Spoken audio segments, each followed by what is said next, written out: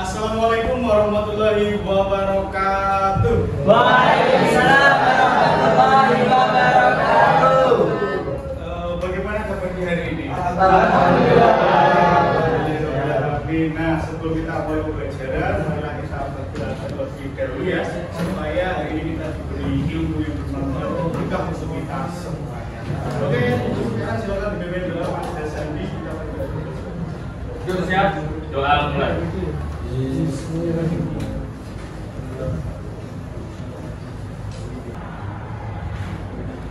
Doa selesai. Oke, terima kasih ya.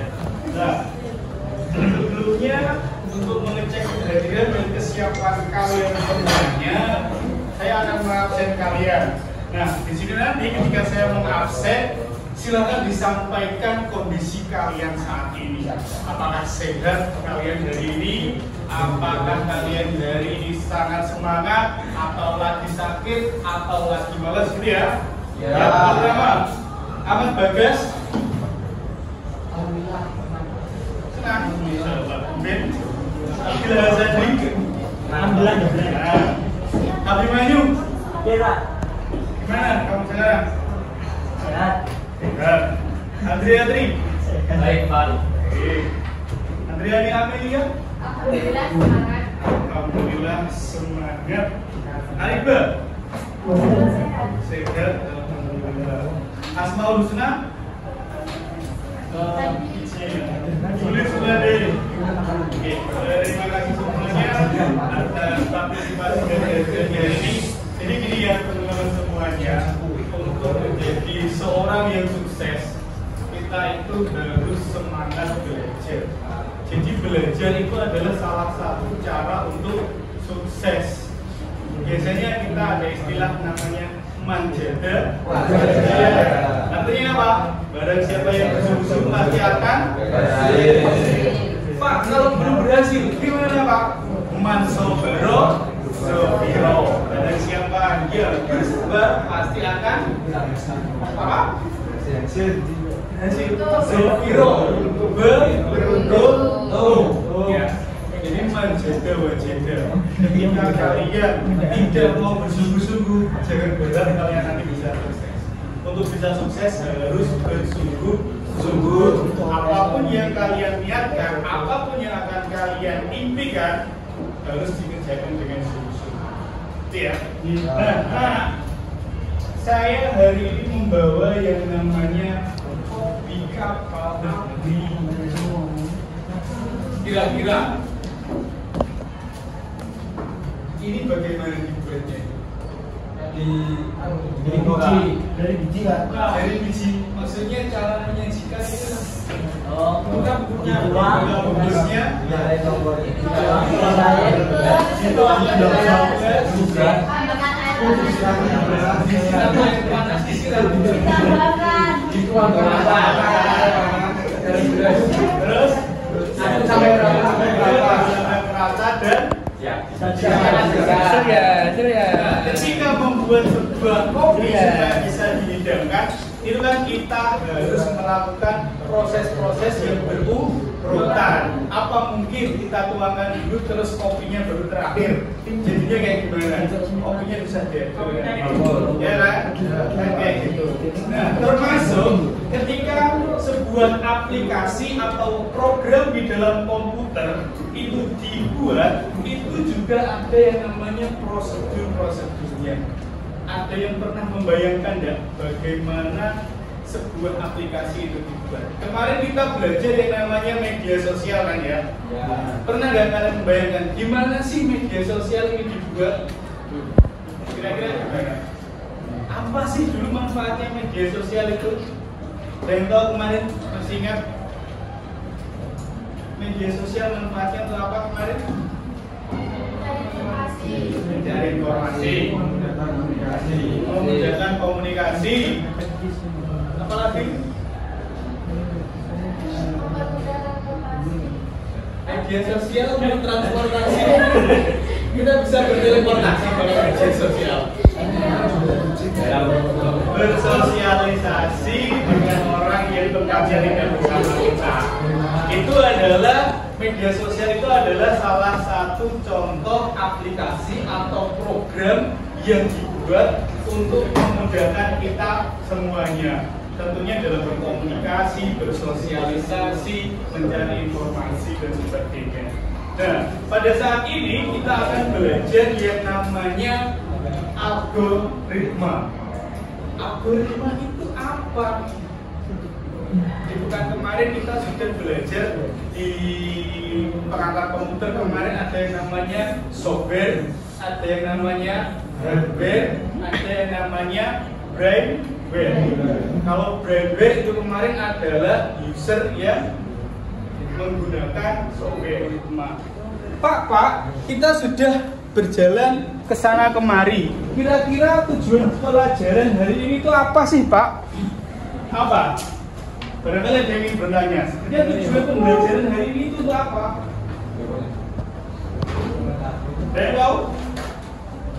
Jadi tujuan pembelajaran kita hari ini itu adalah yang pertama, supaya kalian itu bisa atau mampu untuk menyelesaikan, memahami konsep dasar algoritma.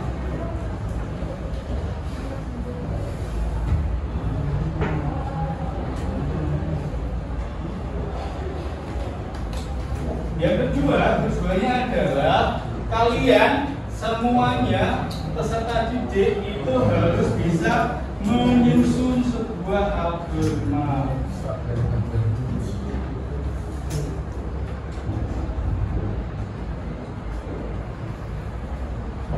Nah, di pertemuan kali ini tujuan pembelajarannya adalah dua ini. Harapannya setelah kalian menyaksikan video yang sudah saya sediakan, melihat materi yang sudah saya sampaikan di grup WA, kalian nanti bisa memahami dua poin ini. Memahami konsep dasarnya algoritma, kemudian menyusun sebuah algoritma. Nah, sebelum membuat program, seorang programmer itu membuat dulu yang namanya algoritma. Nah, apa sih itu algoritma? Jadi algoritma itu adalah urutan atau langkah-langkah untuk menyelesaikan program komputer. Kalau tidak diselesaikan dengan pemrograman komputer, berarti itu tidak disebut dengan algoritma. Gitu. Terus, siapa itu yang menciptakan yang namanya algoritma? Kalian pasti kenal yang namanya Al-Khwarizmi. Ini di matematika juga beliau sangat terkenal, ya kan? Nah, beliau yang Al-Khwarizmi yang mengenalkan yang namanya algoritma dan juga aljabar. Jadi sekali lagi, algoritma itu adalah urutan atau langkah-langkah untuk menyelesaikan masalah pada pemrograman komputer. Kalau tidak ada masalah, berarti tidak ada yang namanya algoritma. Terus analoginya seperti apa? Yang pertama, seorang programmer itu membuat program karena ada yang namanya masalah. Misalkan, untuk menghitung sebuah rumus luas persegi panjang, menghitung rumus luas persegi panjang. Rumus luas persegi panjang apa? Panjang kali lebar. Nah, ini misalkan adalah sebuah masalah. Bagaimana cara penyelesaiannya? Nah, itu dibuatkan yang namanya algoritma dulu. Mulai dari awal, apa yang harus dimasukkan supaya bisa menghasilkan luas persegi panjang ini. Jadi kan kemarin kita sudah belajar tentang konsep pemrograman. Itu kan harus ada yang namanya input, apalagi sebelum jadi output proses, terus jadi output. Nah, dari rumus luas persegi panjang ini kita harus menganalisis dulu yang bagian input itu apa, yang prosesnya nanti seperti apa, outputnya nanti jadinya apa. Karena yang dicari adalah luas persegi panjang, berarti outputnya apa nanti? Hasilnya ada hasil luasnya. Jadi nanti luas persegi panjang itu masuk di output. Terus kita lihat bagian prosesnya apa? Panjang dari masuk ke bagian proses. Terus yang bagian input Nah, nilai panjang dan nilai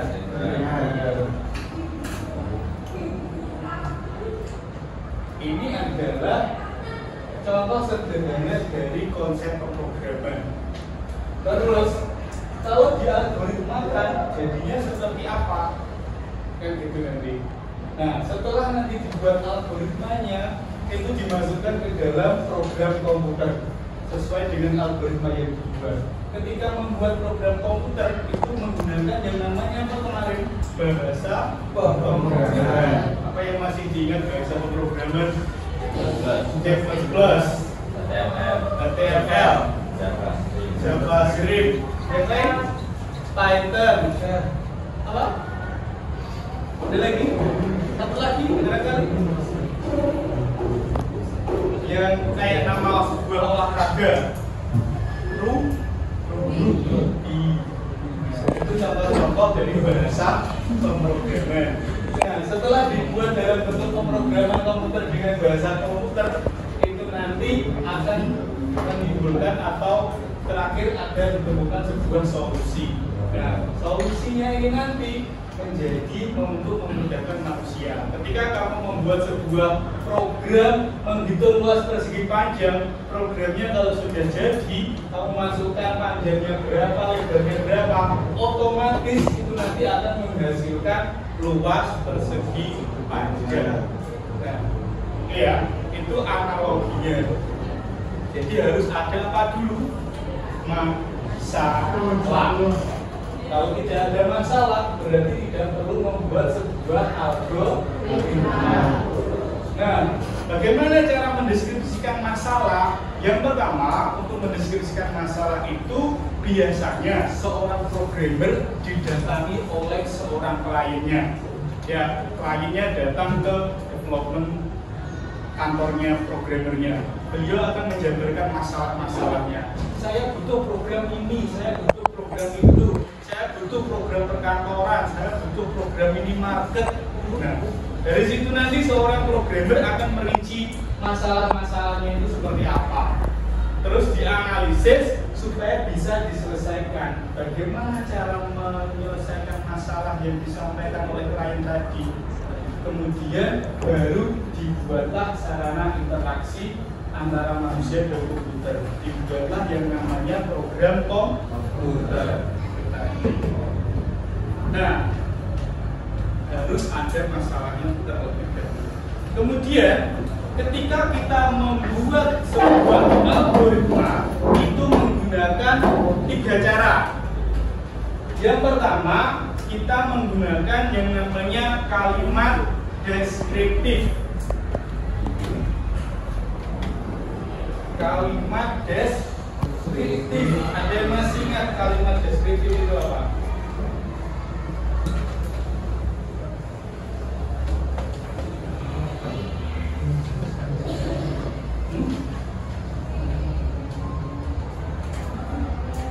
Jadi kalimat deskriptif itu adalah cara untuk menuliskan instruksinya itu yang harus dilaksanakan dalam bentuk sebuah kalimat ya.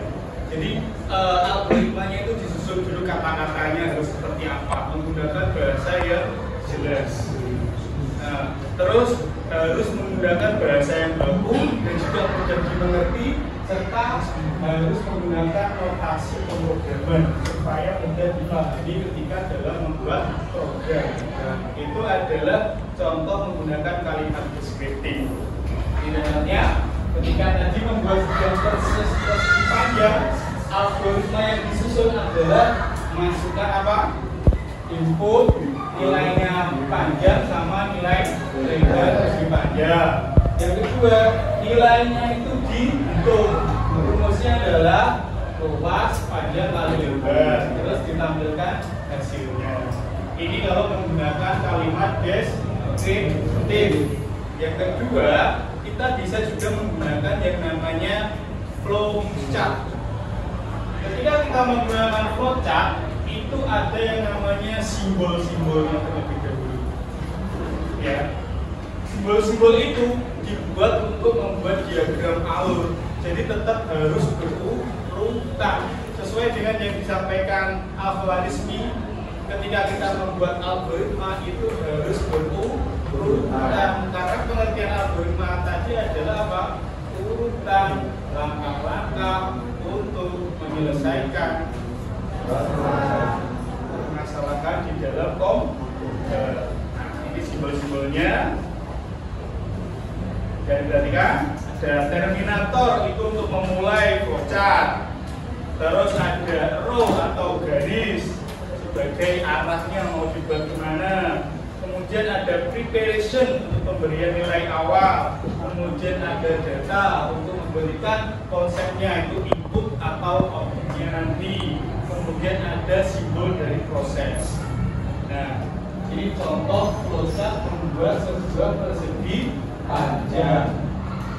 Ya, mulai dulu dideklarasikan nilai panjangnya berapa, nilai lebarnya apa, terus panjangnya berapa, lebarnya berapa, terus dihitung, ditulis nilai hasilnya.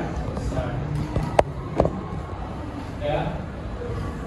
Nah, di grup WA di situ sudah saya sediakan bacaan dan juga video berkaitan dengan ini. Nah, kita kan sudah mengetahui bahwasannya ketika kita belajar itu kan ada beberapa kan kemarin, ada yang sukanya membaca, ada yang sukanya mendengarkan, ada yang sukanya sambil melihat gambar atau video.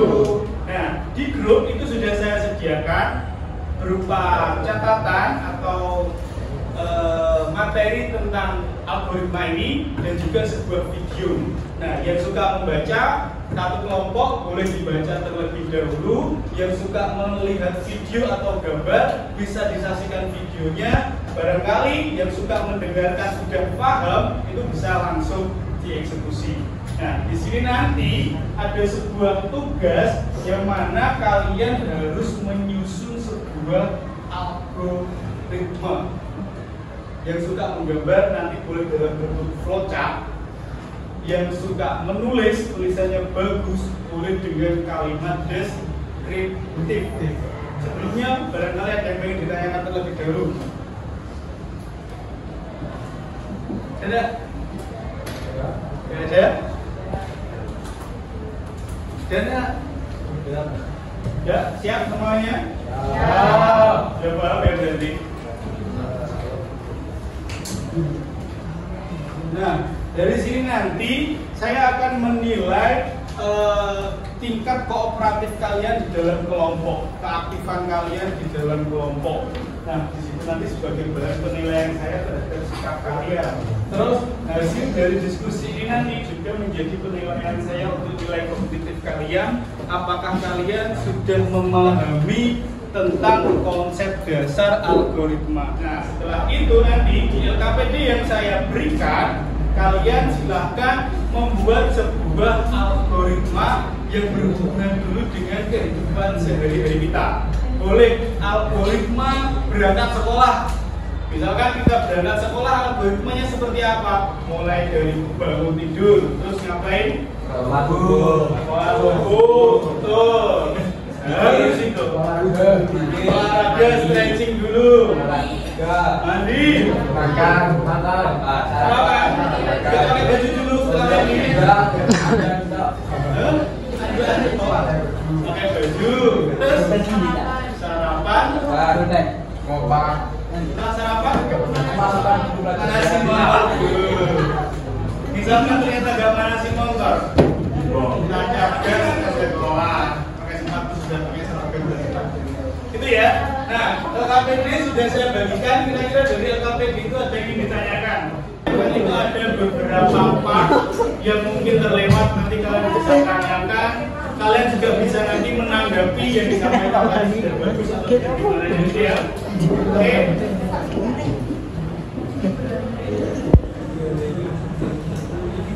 Kamu bagian apa?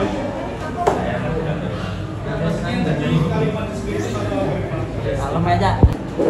Assalamualaikum warahmatullahi wabarakatuh.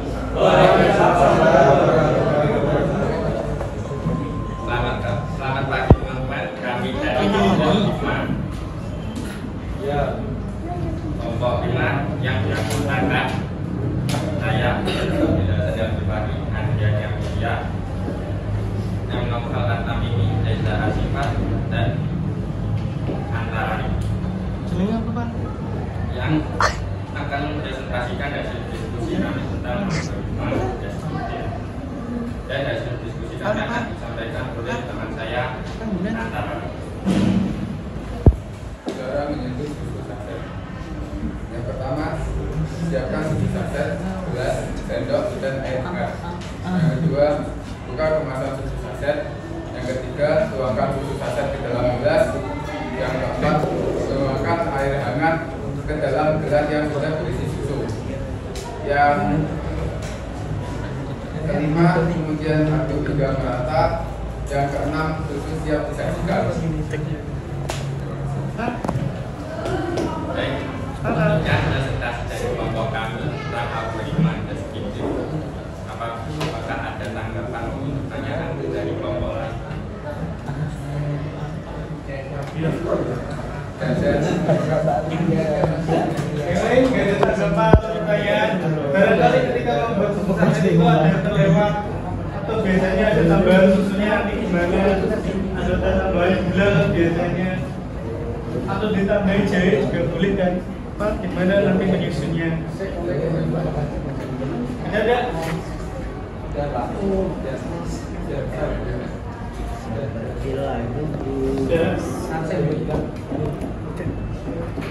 Apabila tidak ada pertanyaan, kami ucapkan terima kasih atas perhatiannya. Assalamualaikum warahmatullahi wabarakatuh. Waalaikumsalam warahmatullahi wabarakatuh.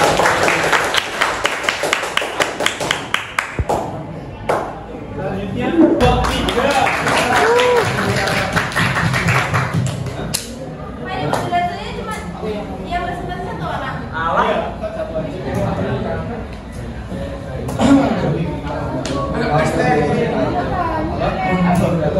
Yang lain perhatikan dulu, Mas Bambang. Assalamualaikum warahmatullahi wabarakatuh. Waalaikumsalam warahmatullahi wabarakatuh.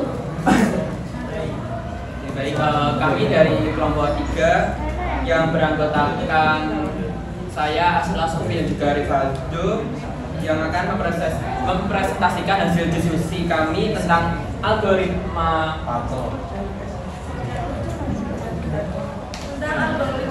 menyalakan komputer. Jadi utama komputer itu menyala. Kalau misalnya komputer itu enggak, kalau misalnya komputer ini tidak menyala, berarti kita harus memencet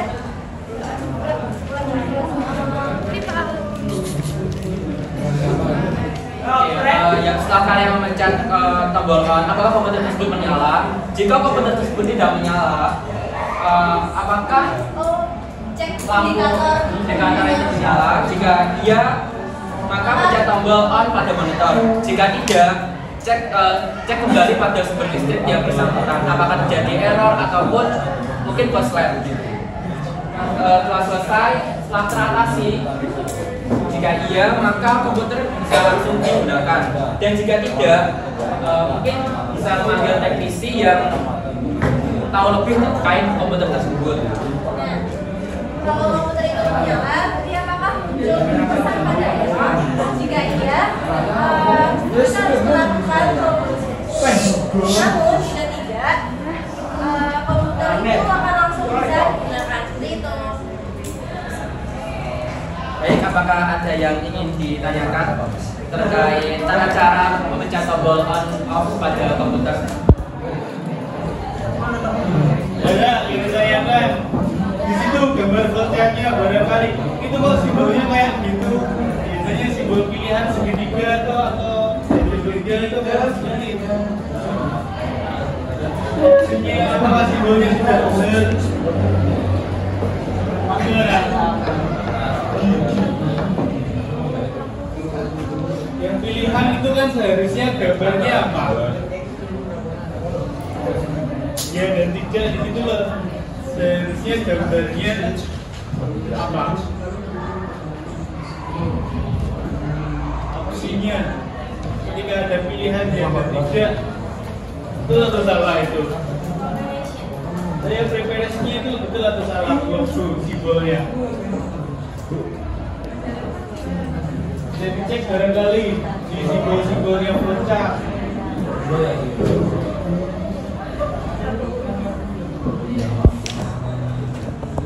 Jadi ditanyakan enggak?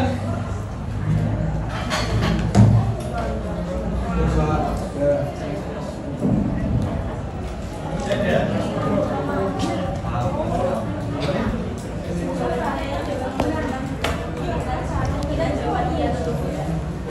Oke. Ada ditanyakan? Teman-teman? Mematikannya itu semuanya dialahkan kok. Berarti sudah cukup, tidak ada yang bertanya.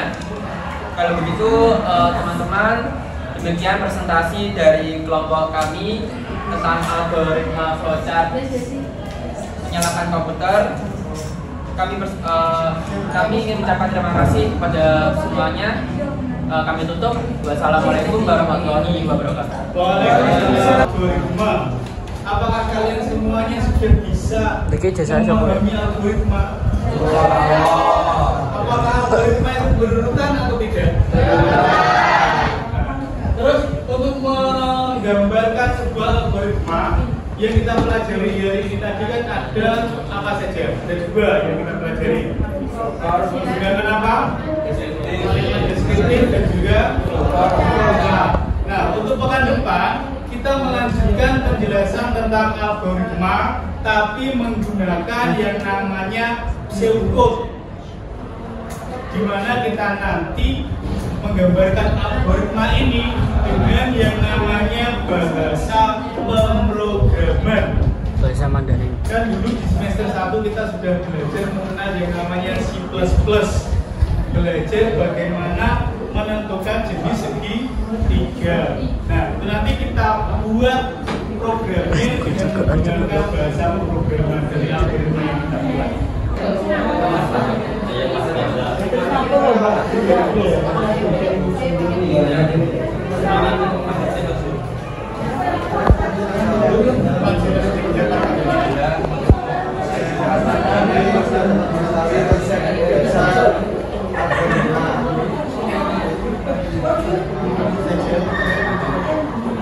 Lain-lain barangkali ada yang ingin menyampaikan secara langsung, tidak di kertas.